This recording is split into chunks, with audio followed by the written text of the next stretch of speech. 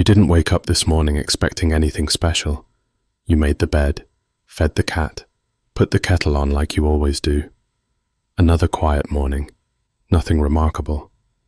But then something happened, something small.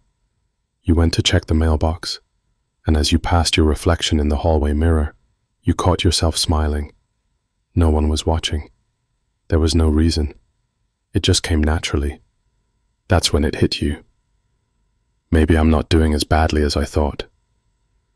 You've never thought of yourself as extraordinary, just someone who keeps going, who gets up, does what needs doing, and tries to stay out of the way.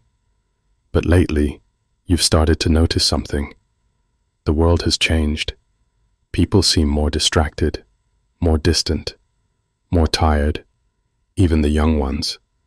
You start hearing about friends your age who've stopped showing up, stopped caring, stopped moving, and you wonder, quietly, is that how I'm supposed to be now? But when you look at how you still live, how you still try, you begin to see something you hadn't seen before. You're still doing things others your age have quietly let go, not because you're better, but because you still care. And that's rare. You sat down that afternoon with a pen, pulled out your old notebook, and across the top of a blank page, you wrote, 8 things I still do that keep me alive. Not alive in the medical sense, alive in the way that matters. The first thing came instantly. You still get dressed with intention. Not fancy, not for anyone else, but every day. You put yourself together. You brush your hair. You button your shirt. You stand in front of the mirror and say, this is still my face. This is still my life. It's not about looking young. It's about showing up. And not everyone does that anymore. The second thing made you pause before writing, because it used to come easy. You still try to learn. You don't just sit in front of the television and let the day pass. You read. You look things up. You listen. You want to understand how the world works now, even if it's fast, confusing, or strange. You ask your grandson how to use a new app. You listen to a podcast, even when the words move quicker than you like. You keep your mind moving. And according to scientists, that one habit, the willingness to keep learning, is one of the strongest predictors of mental longevity after 70. You closed the notebook after those 2, not because the list was done, but because the truth had already surfaced. You're not just alive, you're present. And in a world that moves too fast and forgets too much, that makes you a rare gem. You don't need applause. You don't need a medal. You just need to know that the way you're still living, still trying, still showing up, it matters. It always has. Later in the video, you'll uncover 2 more things you still do. Small habits that quietly predict not only how long you'll live, but how well you'll feel in the years to come. You woke up a little slower today, not tired, just still. The kind of stillness that makes you feel like time is moving differently now. Not in a rush, not in a panic, just steady. You sat on the edge of your bed for a moment, feet planted on the floor, hands resting on your knees. And in that pause, you felt something that's become rare these days. You weren't in a hurry, but you weren't giving up either. You walked to the kitchen, made your tea just the way you like it, and as you waited for the water to boil, you pulled out your notebook again. 2 signs already written, 6 spaces waiting to be filled.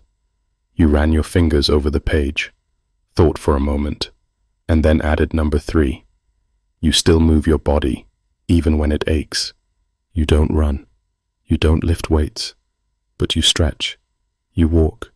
You sweep the floor instead of letting it go another day. You put your arms overhead just to keep your shoulders honest, because you know the truth now.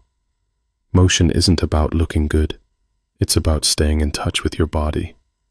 And if you can still move, even a little, you're sending a signal that says, I'm not done with this body yet. That kind of quiet defiance, that's rare. You took a sip of tea, glanced out the window, and remembered something else. Something that still sets you apart. Something that, statistically, very few people your age still do. You still cook for yourself. Not just heat things up. Not just tear open a plastic lid. You boil. You saute. You chop. You prepare meals like they matter. Because they do. Not just for your health, but for your dignity. You've read the science. Older adults who prepare even one home-cooked meal a day live longer, have better digestion, sharper minds, and fewer hospital visits. But you don't do it for science. You do it because it feels like care. And every time you place a plate on the table, just for you, you're saying, I still deserve a meal made with hands, not machines. You added both to the page. Still move, even when it hurts. Still cook, even when no one's watching. And as you set the pen down, you felt something steady rise inside you. Not pride, something quieter, worth. The sense that your life, even now, is being lived with presence. And presence, in a world of shortcuts and silence, is a rare and beautiful thing. You cleaned the dishes, wiped down the counter, and whispered to yourself, this still counts. Because it does. Later in the video, you'll continue the list with 2 more habits, often overlooked but deeply tied to memory, identity, and your ability to keep feeling like yourself. You walked past the hallway shelf this morning, brushed your fingers across the photo frame without even thinking. It was an old one, faded a little now. Someone younger was smiling back at you, someone you still carry inside. And right there, without warning, the memory surfaced. The way her hand felt in yours, the smell of coffee in that tiny blue kitchen, the music playing on the radio the night you danced barefoot on tile. And just like that, you remembered. Not just the moment, but yourself. You didn't know it then, but that small act, revisiting your own story, is something not everyone does anymore. Some have forgotten how. Some have chosen not to. But not you. Because deep down, you still believe your life deserves to be held, not just stored. You opened your notebook, flipped to the next space, and wrote it down. You still reflect on your memories, without getting lost in them, not as a way to escape, but as a way to stay connected to who you are, who you've been, and what still matters. Researchers say this kind of reflective memory keeps your brain sharper, your identity stronger, and your emotional health more stable. Because every time you pause to remember, you remind yourself that you were real, still are. You took a deep breath, poured a glass of water, and as you sat by the window, you thought about something else, something even more personal, something harder to admit. You've been through pain, loss, change, things that nearly broke you, but you never let bitterness take the lead, because despite it all, you still practice forgiveness. Not perfectly, not quickly, but you refuse to let old wounds rot inside you. You've outlived resentment. You've outlasted anger. And that quiet decision to release what never gave you peace might be the most powerful thing you've ever done. It's also one of the rarest, because most people carry their hurt like armor. But you set it down, bit by bit, for your own sake. You added it to the page. Reflect on memories without losing yourself. Practice forgiveness, even when no one says sorry. And as you looked over your growing list, you realized something profound. You haven't just survived. You've cultivated a life, one shaped by choices most people never even realize they're making. You don't say these things out loud. You don't need to, because you live them, every day, with a quiet strength that very few people still carry. Later in the video, you'll uncover the final 2 signs, Habits that may seem small on the surface, but are rooted in wisdom, awareness, and a kind of inner richness the world doesn't always recognize.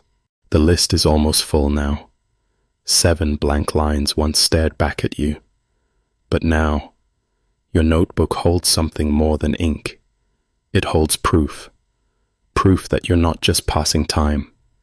You're still living it with attention, with grace, with meaning. And as the morning sun moves across your table, you know there are 2 more things worth writing down.